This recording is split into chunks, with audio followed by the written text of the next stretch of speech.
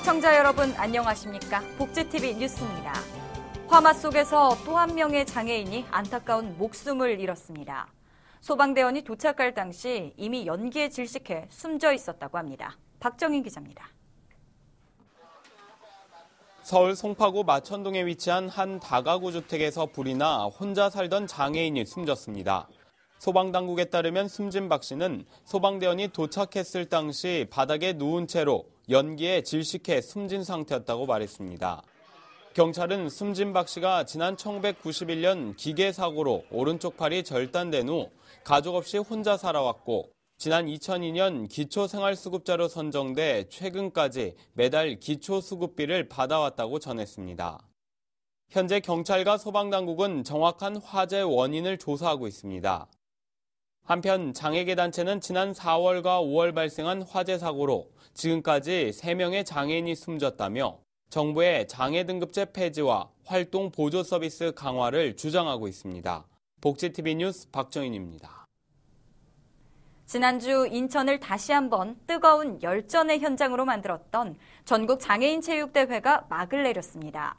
전국에 내로라 하는 선수들이 참가했는데요. 이번 대회 종합 우승은 경기도가 차지했다고 합니다. 박광일 기자입니다. 5일간의 뜨거웠던 전국 장애인 체육대회가 막을 내렸습니다. 제34회 전국 장애인 체육대회가 지난 8일 인천광역시 남동체육관에서 폐회식을 가졌습니다.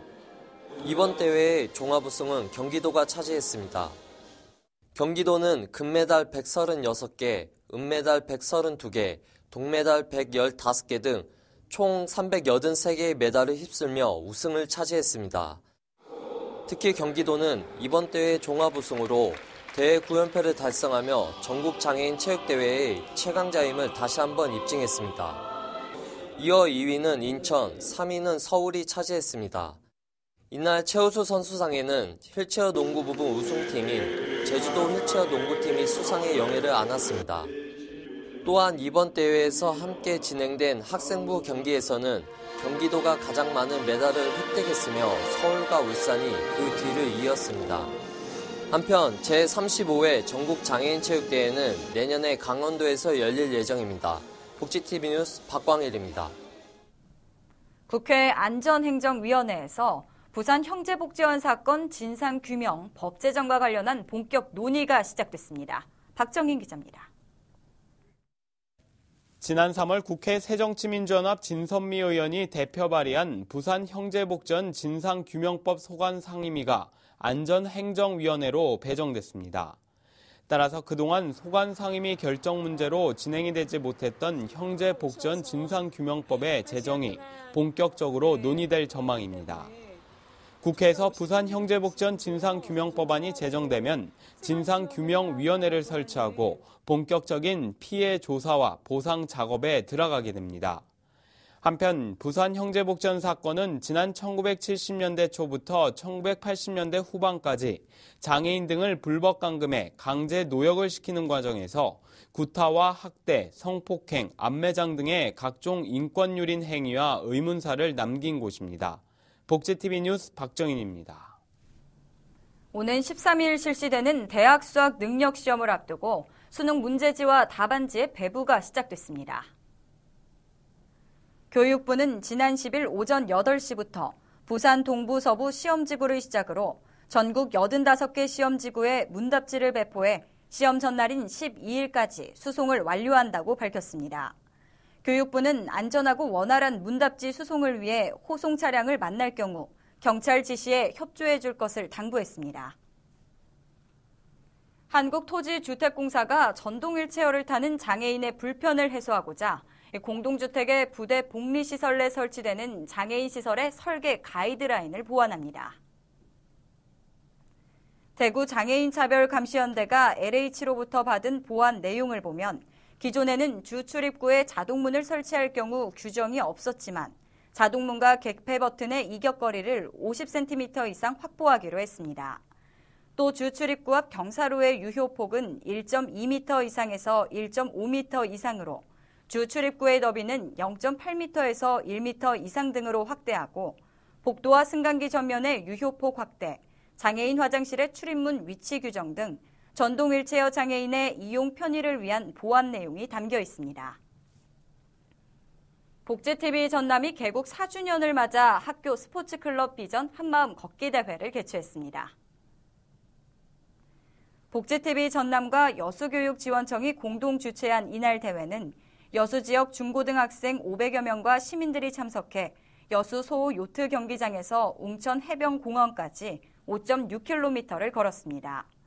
이날은 걷기 대회뿐 아니라 청소년들의 끼를 발산하는 무대도 마련됐으며 복지TV 전남 배윤규 지사장은 이번 행사가 청소년들에게 복지에 대한 인식 확산과 시민들의 결의를 다지는 계기가 됐길 기대한다고 말했습니다. 2014 시민의 날을 맞은 춘천에서 기념행사와 함께 다문화 가족 체육대회가 열렸습니다. 춘천 호반체육관에서 열린 이날 행사에는 3천여 명의 시민과 기관 관계자들이 모인 가운데 오케스트라 연주와 합창단 공연, 시상식 등이 이어졌습니다. 특히 이날은 다문화 가족이 함께하는 체육대회가 열렸으며 피구와 개조 등 다 함께 즐길 수 있는 경기가 펼쳐져 참가자들에게 잊지 못할 시간을 선물했습니다. 아파트에 입주했는데 하자가 있으면 어떻게 해결해야 할까? 속태우기 일쑤입니다. 경기도에는 이런 주택 관련 고민을 무료로 해결해주는 제도가 있다는데요. 일명 굿모닝 하우스 자문단입니다. 지어진 지 2년이 채 안 된 이 아파트는 옥상 방수층 마감재가 들뜨고 지난해 산사태로 석축도 무너진 상태입니다. 하지만 쉽사리 해법을 찾지 못해 애를 먹고 있습니다. 시공사와 입주민 간 입장차 때문입니다. 주택 전문가와 경기도청 직원이 아파트를 직접 찾았습니다. 분야별로 현장 검사를 진행하고 시공사 직원에게 잘못된 부분을 설명합니다. 표피 자체가 지금 갈아내는 부분에 보면 자갈이 보이는 부분에는 어느 정도의 강도는 보여지는데 몰탈로만 뭉쳐있는 데는 지금 취약하다고 보여지거든요. 이어 시공사와 입주민을 한데 모아 분석한 문제점에 대한 대안도 내놓습니다. 건설 집 짓는 거에 대해서 아니면은 건설 자재에 대해서 전문 지식이 없잖아요. 여기 건설회사 자체에서 하자보수에 너무 신경을 안 쓰셨어요. 그래서 이렇게까지 좀 오래 시간이 됐고 여기 사는 주민들도 불편했고. 이 경우처럼 주택 관련된 문제가 생겼을 때 해결이 어려운 민원을 처리해 주자며 경기도가 민관 합동 조직을 꾸려 일명 굿모닝 하우스 자문단 서비스를 시작했습니다. 자문단 안에는 교수와 건설사 관계자 등 50여 명의 주택건설 관련 전문가가 포진해 있습니다. 1차 현장 조사 후 해당 분야의 제격인 관련 전문가가 현장을 찾아가 진단과 함께 사후 관리까지 문제가 풀릴 때까지 자문을 해줍니다. 시공사와 분쟁을 겪고 있거나 집을 짓고 싶은데 너무 막연할 때도 머리를 맞대 중재안과 해법을 찾아줍니다. 건축과 관련된 민원에 대해서는 전문가를 저희가 한 50분을 위촉을 해놨습니다. 민간 전문가를. 그러니까 그분들이 각각 전공이 틀리기 때문에 거기에 맞는 전문가를 대동해서 현장에 나와서 완스톱으로 처리해주는 그런 형태로. 자문을 원하는 도민은 경기도 홈페이지에서 누구나 신청 가능합니다. 경기도는 운영 성과를 분석 후 점진적으로 자문단을 확대할 계획입니다.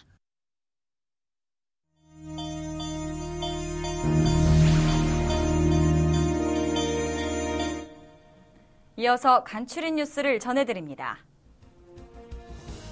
정부가 담뱃값 인상이 금연 효과는 보지 못하고 서민의 경제적 부담만 가중시킬 수 있다는 지적이 나왔습니다. 국회 예산정책처는 2015년도 예산안 부처별 분석 보고서에서 담배에 대한 가격 정책의 효과와 저소득층 흡연자의 부담을 종합적으로 고려해 건강증진 부담금을 적정 수준에서 결정해야 한다고 주장했습니다. 계약기간이 2년인 기간제 근로자라도 계약기간이 만료됐다는 이유로 함부로 해고할 수 없다는 법원 판결이 나왔습니다. 이번 판결은 계약직 근로자의 계약갱신 기대권을 인정한 것으로 법원은 계약직 근로자가 정규직이나 무기계약직 전환을 기대할 만한 사정이 합리적이면 사용자의 재계약 거절은 부당해고에 해당한다고 밝혔습니다. 여수 산단 내 회사들의 경영 여건이 어려움을 겪고 있는 가운데 롯데케미칼 여수공장이 노사화합 가족 한마음 축제를 열었습니다. 이번 행사는 여수 산단 업체들의 경연난 속에 직원들의 저하된 사기를 향상시키고 노사 간 화합의 장을 만들기 위해 마련됐으며 피구와 줄다리기 등 체육 행사와 장기자랑 등이 진행됐습니다. 춘천시의 어려운 이웃들을 위해 사랑의 열매 나눔 봉사단이 팔을 걷어 붙였습니다.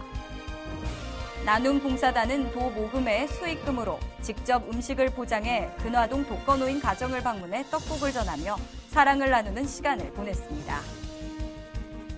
경상남도가 2015 세계 한민족 여성 네트워크 대회를 경남 통영에 유치하는 데 성공했습니다. 15주년을 맞이하는 대회는 여성 인력의 중요성을 알리고 한민족 여성 간 연대 강화와 국가 발전을 모색하기 위해 매년 개최되는 행사입니다. 대회 주제는 내년 2월경 전문가와 공동 개최기간 자문회의를 통해 선정됩니다.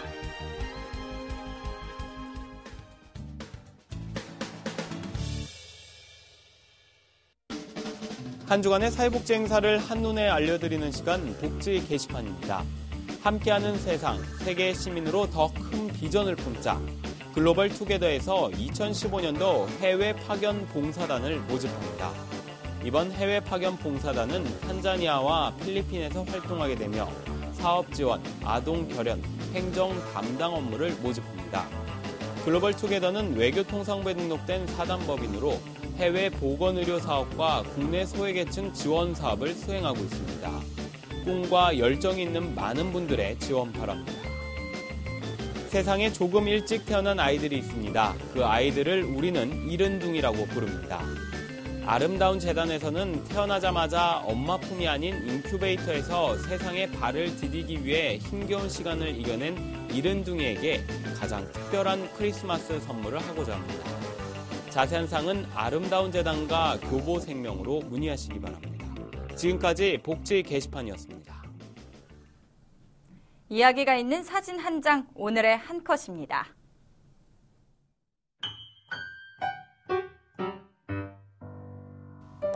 노원구에 새로 개장한 복지목욕탕.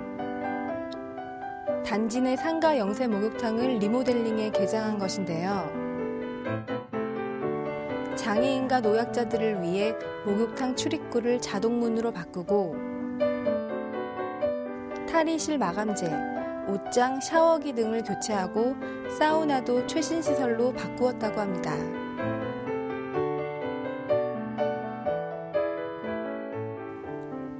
복지 목욕탕의 가장 큰 특징은 중증 장애인들을 위한 가족탕인데요.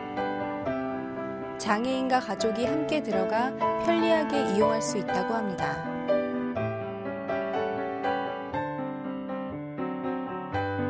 목욕탕 인근 복지관에 실버 카페도 운영되고 있다고 하니 어르신들에게도 큰 인기를 모을 것으로 기대됩니다. 하나둘 추억 속으로 사라져가는 동네 목욕탕. 정감 넘치는 목욕탕이 그리운 때가 있는데요. 장애인과 어르신에 대한 배려가 담겨 있는 복지 목욕탕의 개장 소식은 반갑지 않을 수 없습니다. 복지 목욕탕처럼 아무도 소외되지 않고 누구나 함께할 수 있는 공간들이 많이 늘어났으면 좋겠습니다. 이상으로 복지TV 뉴스를 마칩니다. 시청해 주셔서 고맙습니다.